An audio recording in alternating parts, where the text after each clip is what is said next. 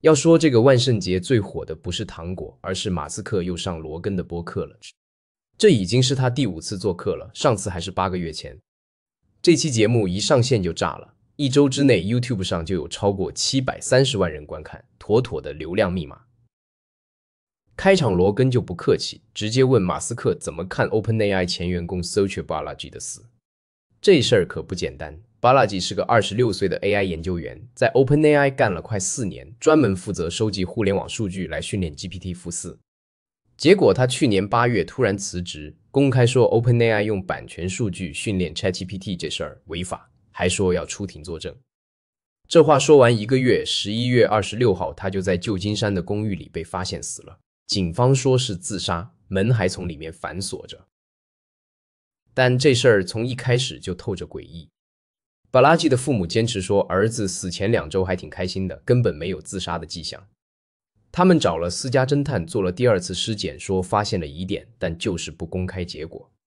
到今年9月，他們乾脆把兒子的房東告了，說公寓管理方銷毀證據，監控錄像只給了2天的，要求的7天份死活不給。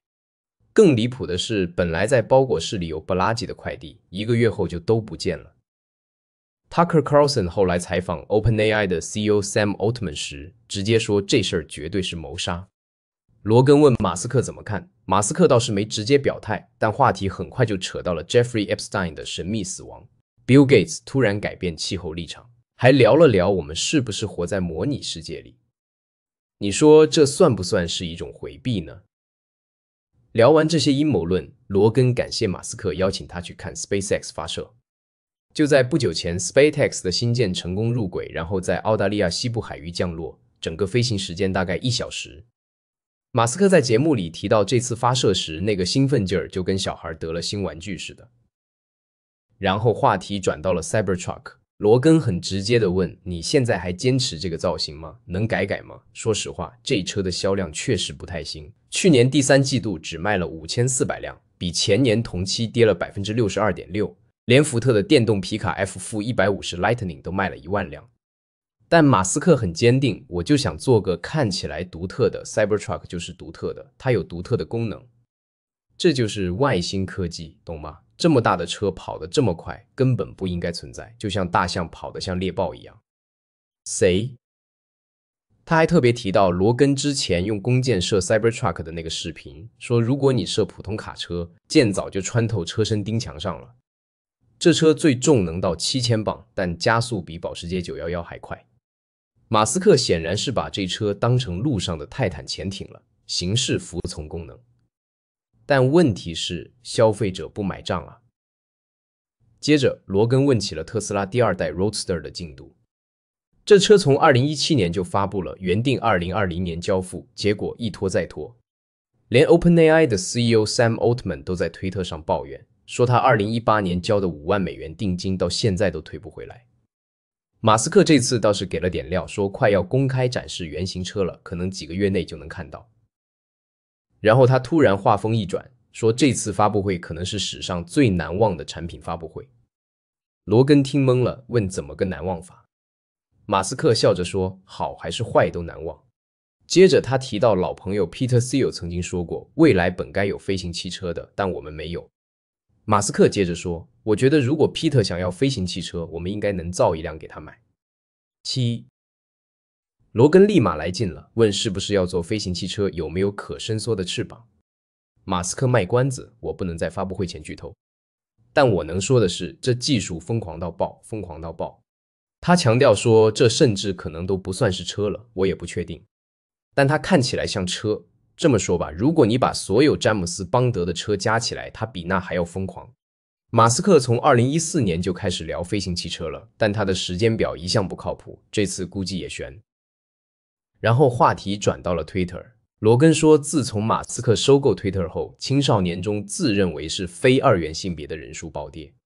雖然我沒找到這個數據的來源，但馬斯克接了話茬，說他買 Twitter 的部分原因是他在文明層面造成破壞。他認為 Twitter 傳播着一種虛無主義的反文明思想病毒，過度的政治正確和審查制度讓持不同意見的人閉嘴。接着，兩人開始批評加利福尼亞。羅根和州長 Gavin Newsom 雖然有些間接過招，但這次倒是保持中立。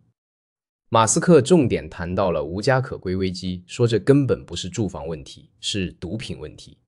羅根還提到了一個烏克蘭難民 Irina Zaruska 的案子，這個23歲的女孩被一個有暴力前科的累犯捅死了。聊到加密通訊應用，羅根問 Signal、WhatsApp、Telegram 這些到底安全不安全？馬斯克直接說，真正的安全根本不存在。他還預測說，這些應用最終都會被 AI 取代 ，AI 能預判用戶的各種需求。羅根最近特別迷 AI 音樂，每期節目都要給嘉賓展示。馬斯克也聊到了他的 AI 助手 Grok， 說他能分辨真假，對抗網絡錯誤信息。然後馬斯克說了個驚人的預測，5到6年內大部分內容都會由 AI 生成。羅根補充說 ，AI 現在連音樂都能做得有靈魂有力量，因為它不需要呼吸，能超越人類的生理限制。他還講了個段子，說喜劇演員 Ron White 用 ChatGPT 改笑話，幾乎是瞬間就完成了。最重磅的話題來了，馬斯克的政府效率部門 DOGE， 這個部門是他和 Vivek Ramaswamy 一起領導的。目標是削減政府開支。馬斯克在節目裡繼續炮轟社會保障系統，說數據庫裡有2000萬人超過100歲還在領錢，稱這是史上最大的欺詐案。但這說法完全是誤讀了數據庫。他還說最近的政府停擺就是因為社保欺詐。馬斯克說，如果給他完全自由，倒只能把聯邦預算砍一半。他還預測社保支付在7年內就得削減。最意外的是，他說最大的阻力竟然來自共和黨領導的非政府組織，因為削減預算會讓他們失去資金。但實際上，DOGE的成績單並不好看。馬斯克最初說要省2萬億美元，後來改口說1萬億，再後來又改成1500億。到今年11月，這個部門悄無聲息地解散了，比原計劃提前了8個月。人事管理辦公室主任 Scott Cooper 直接說 ，DOGE 不存在了。7. 根據國會預算辦公室的數據，2024財年政府支出是 6.7 萬億美元，2025財年是7萬億，赤字也差不多。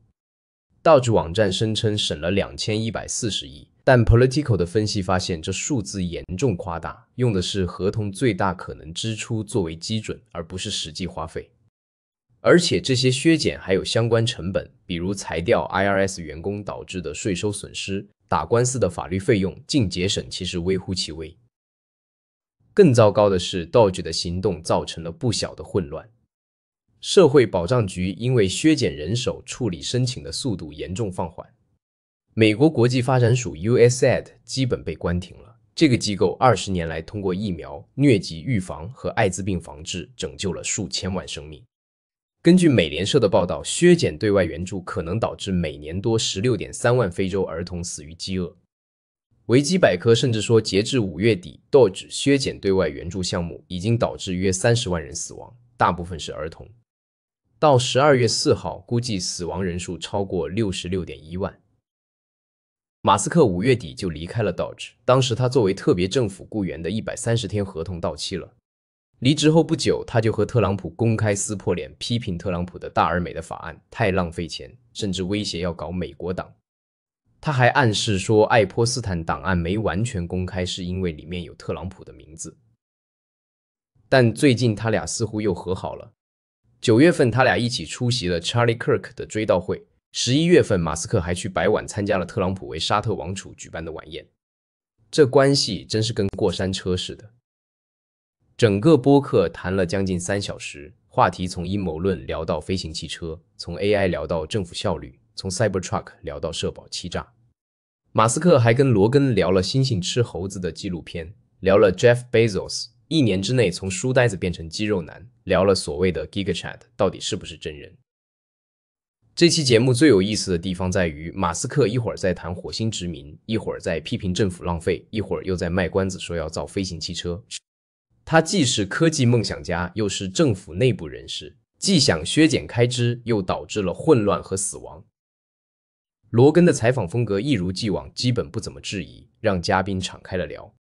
所以馬斯克在節目裡說，社保系統有2000萬100歲老人領錢這種明顯錯誤的說法，羅根也沒反駁。但正因為這樣，我們才能看到馬斯克毫無保留的一面。最後說一句，馬斯克在節目裡說，DOGE只是他的有趣支線任務，能看到政府內部運作，實現了不少效率提升。但現實是，這個部門花了幾個月時間，聲稱省了2140億，實際效果存疑，還導致了大量人員失業和潛在的人道主義災難。這到底算成功還是失敗？可能馬斯克自己心裡都沒底。不過有一點可以確定，馬斯克說話依然是那個馬斯克，敢說敢做，時間表永遠不靠譜，但總能掀起波瀾。這次播客又一次證明，不管你愛他還是恨他，你都沒法忽視他。